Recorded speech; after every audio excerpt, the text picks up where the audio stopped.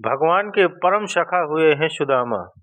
सुदामा जी बहुत गरीब थे, बहुत गरीब, पर उन्होंने कभी भगवान से शिकायत नहीं की कि हमारे पास ये नहीं, हमारे पास वो नहीं, हमें ये चाहिए वो चाहिए। कभी शिकायत नहीं, कभी शिकायत नहीं।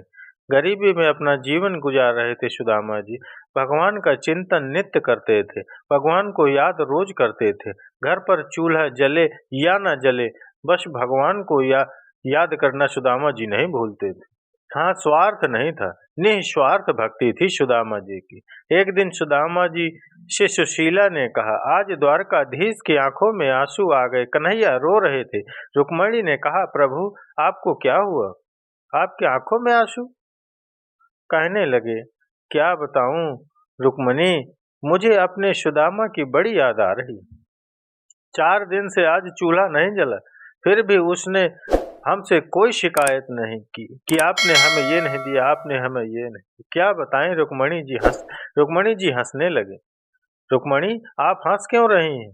बोले, प्रभु आप भगवान हैं, आप किसी को कुछ देना चाहें तो दे सकते, आप देना चाहें तो रोकेगा कौन? भगवान ने कहा, क्या बताऊं रुक्मणी, सुदामा ऐसा जिद्दी भक्त है कि मैं कुछ देता हूं सो लेता ही नहीं। सुदामा गरीब थे।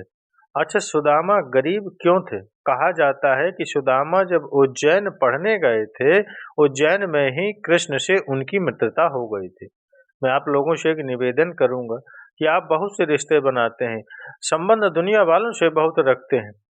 एकाध संबंध आप द्वारकाधीश से भी रख लीजिएगा, वो काम जरूर आएगा। भक्तों, आज सुदामा ने कृष्ण को अपना मित्र बनाया। सुदामा को एक दिन ठंडी लग रही थी, कन्हैया ने अपना पीताम्बर उड़ा दिया। दूसरे दिन कन्हैया ने वापस दिया, सुदामा ने कन्हैया से वो पीताम्बर नहीं लिया। आज जब सुदामा को कृष्ण की कभी याद आती थी ना, उसी पीताम्बर को खोलकर देख लिया करते थे। अच्छा, सुदामा गरीब क्यों थे? कहते हैं सुदामा जितने गरीब हैं ना, यह गरीबी कृष्ण की किस्मत में थी, परंतु कृष्ण की किस्मत की गरीबी सुदामा ने अपने ऊपर ले ली कि मेरा मित्र गरीब ना रहे, मैं उस गरीबी को लेता हूँ। क्या हुआ था कि एक बार जब गुरु के घर पर सुदामा और कृष्ण थे, तब वहां पर शांदीपनी जी के यहाँ एक बूढ़ी माँ उज्जैन महाकाल मंदिर में भीख मांगती थी। एक बूढ़ी माँ, आज दिन भर में उसे एक मुट्ठी चने उसे मिले थे। वो चने पोटली में बांधकर बूढ़ी माँ घर लाई। सोची कल खाऊंगी, आज नहीं खाती। रात को चोर आए। चोरों ने देखा कि पोटली बंधी है। अच्छा, चोरों को लगा कि भिखारियों के पास तो कुछ तो होता ही है, ये पोटली में कुछ माल होगा। वह लेकर के भागा। चोर जब भागा तो बूढ़ी माँ उठ के बैठ गई और उसने कहा कि मुझे दिन भर में चने मिले एक मुट्ठी, वो भी चोर चुरा कर ले गया। चोर को श्राप दे दिया, यदि मैंने महाकाल की पूजा की हो और भक्ति की हो तो जो मेरे चने को खाएगा वो सदा सदा के लिए गरीब हो जाएगा। चोर के हाथ से वो पोटली गिर गई। कहाँ गिर गई? बोले, शांदीपनी जी के आश्रम के द्वार के सामने गिर गई। सुबह जल्दी शांदीपनी की पत्नी गुरुमाता उठकर जा रही थी, तो उन्होंने पोटली पर चने देखे। उनको लगा कि यह किसी विद्यार्थी के चने गिर गए होंगे, क्योंकि वहां बहुत सारे विद्यार्थी रहा करते थे पढ़ने के लिए। उन विद्यार्थियों में कृष्ण और सुदामा भी थे।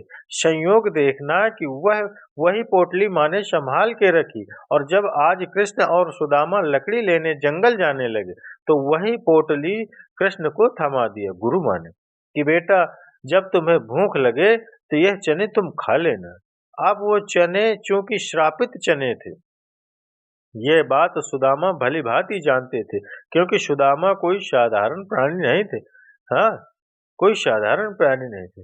विरक्त इंद्रिय आर्थे थु प्रशांत आत्मा जितेंद्रिय, सब कुछ जानने वाले सुदामा थे। आज वो चने सुदामा ने देखे कि कृष्ण खाएगा, कहीं ये जीवन भर के लिए गरीब ना हो जाए, इसलिए कृष्ण के चने सुदामा खाने लगे। सुदामा चने खाने लगे। कुछ लोग कहते हैं कि कृष्ण के चने चुरा कर के खा लिया सुदामा ने, इसलिए गरीब हो गए। अरे भाई, सुदामा ने चने खाए जरूर थे, पर खाने के पीछे उद्देश्य चोरी नहीं थी। उद्देश्य तो यह था कि मैं गरीब बनूं तो बनूं, मेरा मित्र गरीब ना बने। यह मित्रता वो सुदामा की मित्रता थी। आज सुदामा उस श्रापित चनों को खाने के कारण वो गरीब हो गए, पर कभी शिकायत नहीं की। ऐसी विषम परिस्थिति में भी सुदामा ने कभी भगवान को बुलाया नहीं। सुदामा सदा भगवान का चिंतन करते रहते हैं। स्थितियां सम हो या विषम हो, आपकी स्थिति परिस्थिति अनुकूल हो प्रतिकूल हो, कोई बात नहीं, किसी भी हाल में ईश्वर का धन्यवाद देना मत छोड़िएगा। कई लोग न शिकायत करते रहते हैं, भगवान ने ये नहीं दिया, भगवान ने वो नहीं दिया, भगवान ने ये नहीं दिया। अच्छा, एक बात बताइए, आप सोचिए, आप दिमाग में डालिए थोड़ा सा, कि जो लोग जन्म से ही विकलांग होते हैं, पोलियो की बीमारी होती है, कुछ लोगों को देखा होगा चल नहीं पाते, कुछ लोगों को देखा होगा कि देख नहीं पाते, कुछ लोगों के हाथ काम नहीं करते। अब बताइए, आप कहते हैं कि हमारे पास ये नहीं है वो नहीं, आप उन लोगों से अच्छे हो कि नहीं?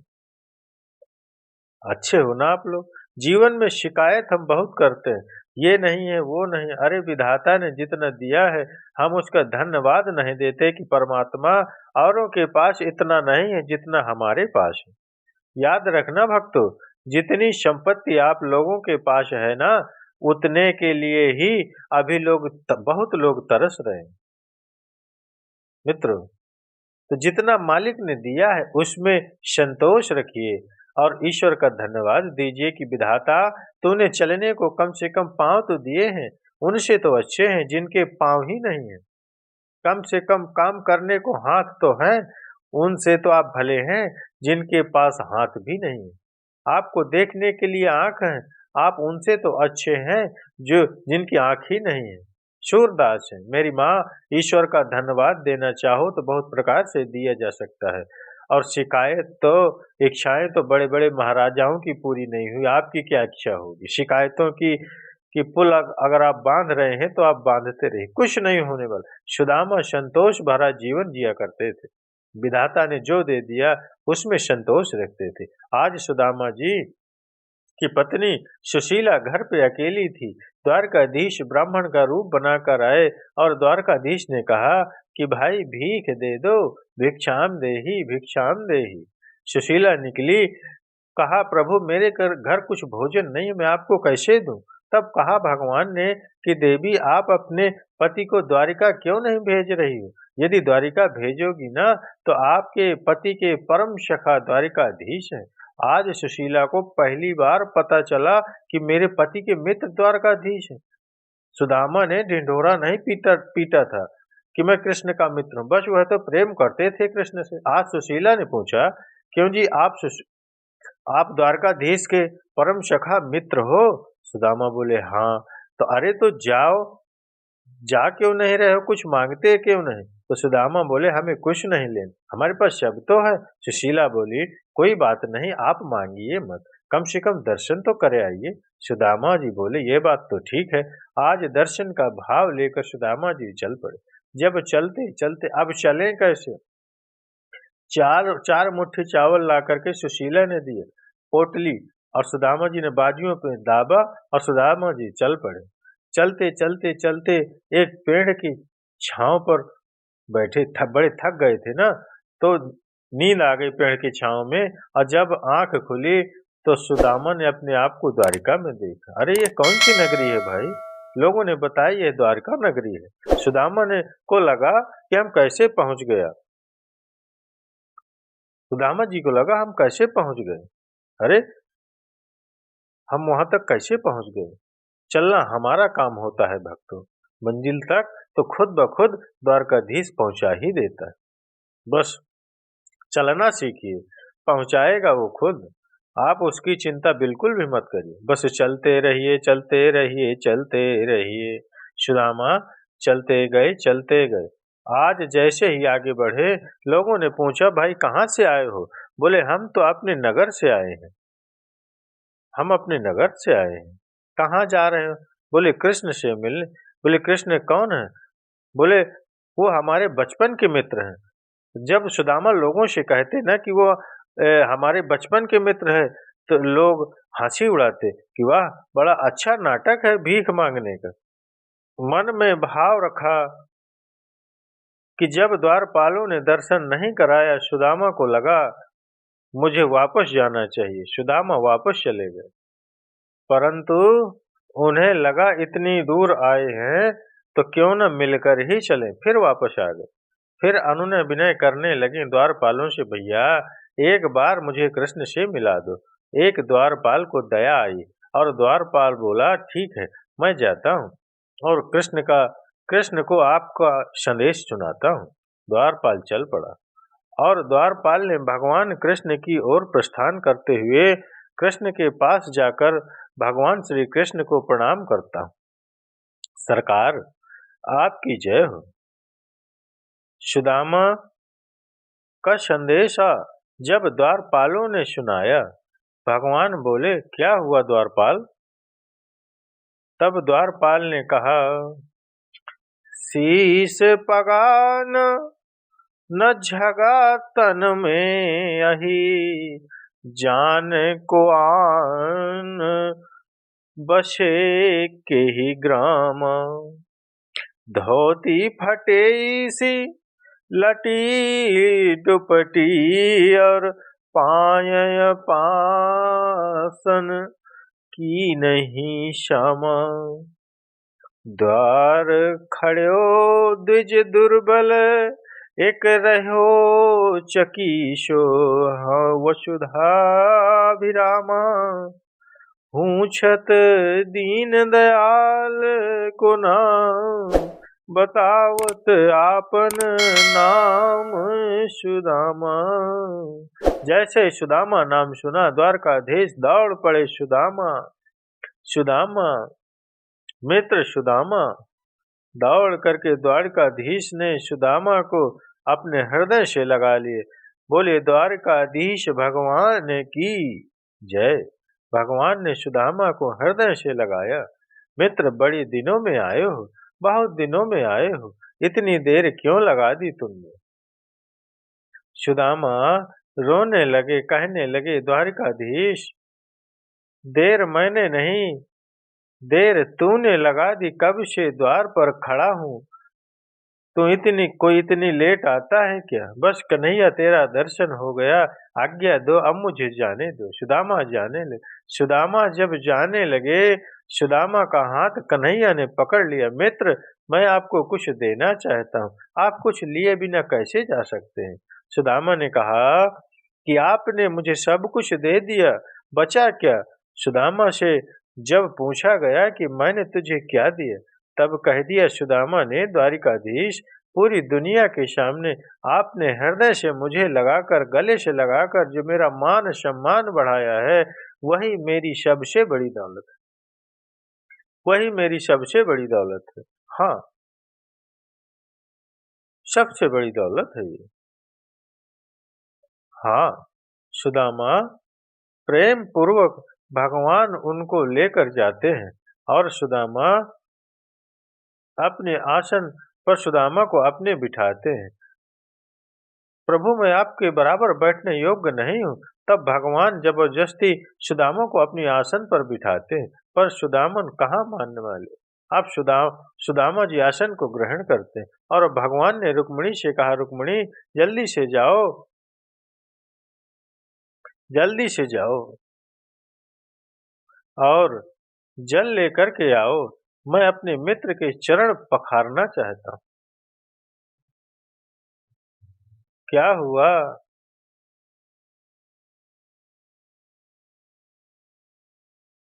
ही यार की हालत देखी, उसकी हालत पे रोया, यार के आगे अपनी शान शौकत पे रोया।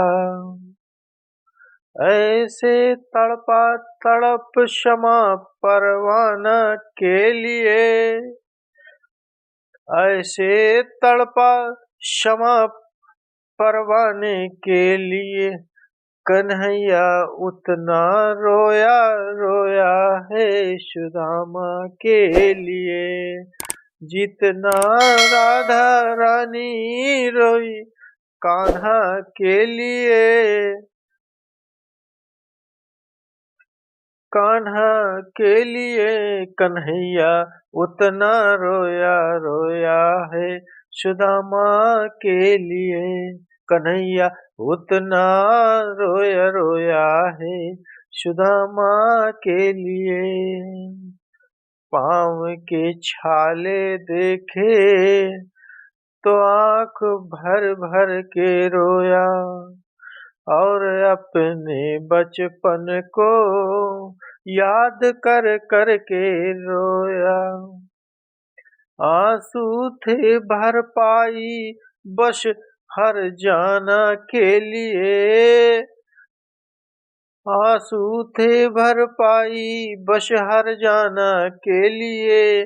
कन्हैया उतना रोया रोया है सुदामा के लिए। आज जगत के पालनहार अपने आसन पर सुदामा को, उस सुदामा को जिसके पास खाने को रोटियां नहीं थी, उसको इतना आदर इतना सम्मान, भक्तों प्रेम का सही मूल्य कौन चुका सकता है। दृश्य देख लीजिए, मन में मनन कर लीजिए, यही प्रेम का मूल्य है। दुनिया वालों से प्रेम करोगे ना तो वो कोई प्रेम का मूल्य नहीं देगी। आप किसी के साथ लाख अच्छाई और एक गलती आपसे हो जाए तो दुनिया के लोग लाख अच्छाई भुलाकर एक गलती को याद रखते हैं। पर मेरा कन्हैया तुम लाख बुराई करना, पर एक अच्छाई तुमसे हो जाए तो मेरा कन्हैया तुम्हारी लाखों बुराइयों को भुलाकर एक अच्छाई को याद रखता है कि मेरे भक्त ने एक अच्छाई किया। सुदामा रो रहे हैं। देख सुदामा की दीन दशा, करुणा करके करुणा निधि रोए। पानी परात को हाथ छुयो नहीं, नैनन के जल से पग धोए। सुदामा श्याम सुंदर को देख रहे हैं, बार बार गले लग रहे हैं, बार बार बचपन को याद कर रहे हैं। तभी कन्हैया ने कहा, मित्र मेरी भाभी ने क्या भेजा? पोटली छिपाने लगे। लाला कछु ना भेजो। छीन ली भगवान ने पोटली, और भगवान ने छीन कर वो चावल से भरी पोटली जब खोल कर देखी तो 4 मुट्ठी चावल 4 घर से मांगकर सुशीला ने कृष्ण के लिए चने चावल रखे हैं। जब भगवान ने पोटली खोली, पहली मुट्ठी चावल देखा, गदगद हो गए। वाह मेरे मित्र, मेरे लिए इतना बढ़िया कुछ लेकर आए हो। पहली मुट्ठी चावल भगवान ने भर ली, और चावल भरकर प्रेम से भगवान ने पहली मुट्ठी चावल ग्रहण कर लिया। वाह मित्र, कितने स्वादिष्ट है। दूसरी मुट्ठी चावल भरी, और दूसरी मुट्ठी चावल भगवान ने ग्रहण किया। अब तीसरी मुट्ठी जब भर के खाने लगे तो रुक्मणी जी ने हाथ पकड़ लिया कि सरकार सब कुछ खा लेंगे, हमारे लिए तो प्रसाद तो छोड़ो। भगवान ने पूरा समर्पित कर दिया कि ये लो तुम बांट के खा लो। ऐसी मित्रता, ऐसा प्रेम। बहुत दिन तक सुदामा रुके, बड़ा प्रेम हुआ। अब सुदामा आज्ञा मांग रहे हैं, सरकार। उसके आने पर रोया, उसके जाने पर रोया, हो के गद गद चावल के दाने दाने पे रोया। बनवारी वो रोए उठा याराना के लिए, बनवारी वो रोए उठा, बनवारी वो रो उठा।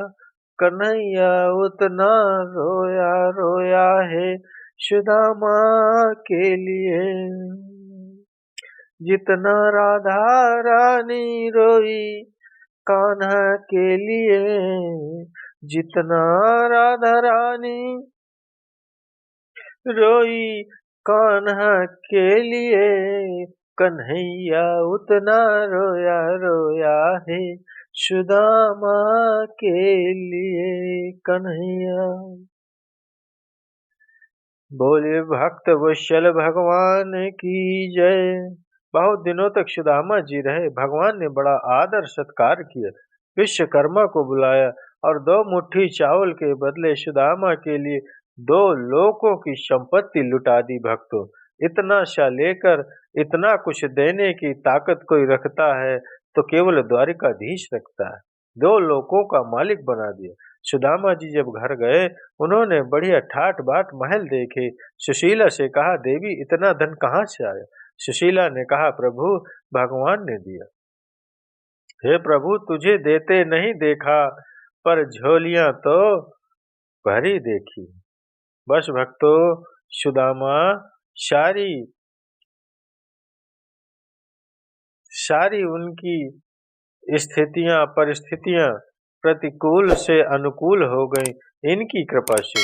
भक्तों, इतना सा लेकर इतना कुछ देने की शक्ति द्वारिकाधीश में है। इसलिए मैं आपसे निवेदन करता हूँ कि दुनिया वालों से इतने रिश्ते हम बनाते हैं, एक रिश्ता कन्हैया से जरूर बनाइएगा। तो चलिए मित्रों, माताओं, बहनों, अगर आप सभी शिव भक्तों को मेरे कन्हैया और सुदामा की कथा अच्छी लगी हो तो एक लाइक अवश्य करिएगा। और अगर यहाँ तक आप कथा श्रवण कर रहे हैं तो मैं आप सभी शिव भक्तों, कन्हैया के भक्तों को बारंबार प्रणाम करता हूँ और कमेंट्स में हर हर महादेव, श्री शिवाय नमस्तुभ्यं, राधे कृष्ण अवश्य लिखते